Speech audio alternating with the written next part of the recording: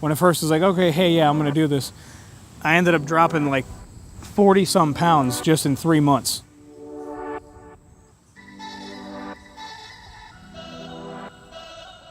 I was barely even trying, and I dropped that much. It'll come to a point where things start to plateau, they start to stall. And then you realize that you're kind of going backwards a little bit. You're doing the same thing you were doing, and things are starting to go backwards.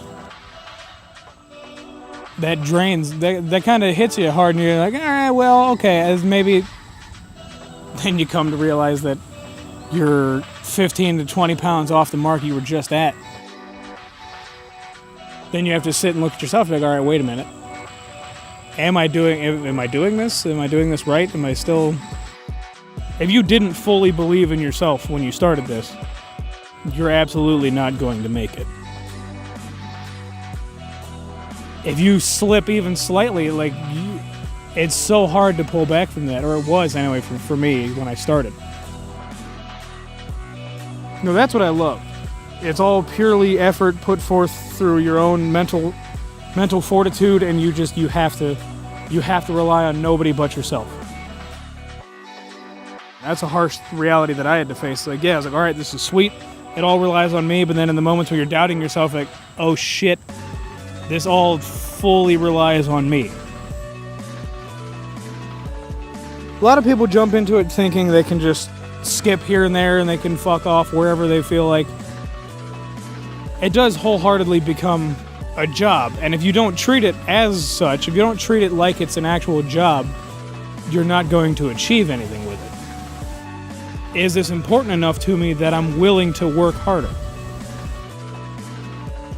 And if you come to that road and that's the discussion you have with yourself, and you end up finding out the fact that no, you're not willing to do that, then that's fine. Then find something you are willing to work that hard for. But for me, that's this. You have to put everything and more into achieving your goal here.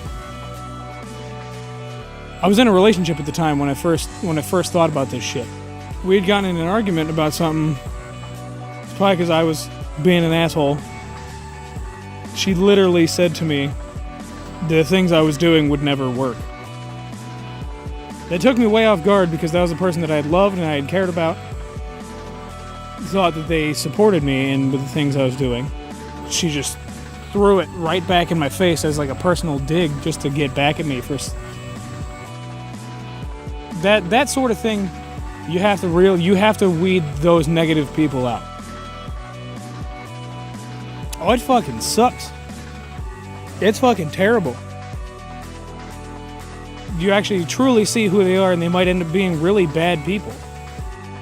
Have I been this blind the entire time? Do I even fully know what it means to have a good friend in your life? Do I know how to give myself the things that I know I need? And you end up questioning your own intelligence, you end up questioning yourself and your own actions. You have to be willing to sift through everything that's going on in front of you to be able to find what you actually need. And you can't be afraid to do that. Yeah, it's fucking terrifying. So many people in my life that I hung around, and then the moment I decided to make a switch up, fell off the face of the earth. They're like, I remember thinking at one point I literally had like no friends. I was like, wow, this is fucked. It's the downright scariest shit I have ever done in my entire life. The longer I was alone, the longer I was able to sit knee deep in the shit. After you walk through that darkness, you end up finding the things that are supposed to be there. You find the people who are supposed to be there. Yeah, it might not be many. Like right now, people are always talking about how big their group is and all these people that are supporting them or whatever. You need people who will support you, but they're not just going to be yes men. They're going to call you out, tell you, hey, you need to straighten something out because you're fucking up right now. And people are terrified of being alone because that means that they have to look at who they are. What you really stand for, what your convictions really are, that's the only way you can find those things. The only way you truly become yourself, you have to be able to be alone.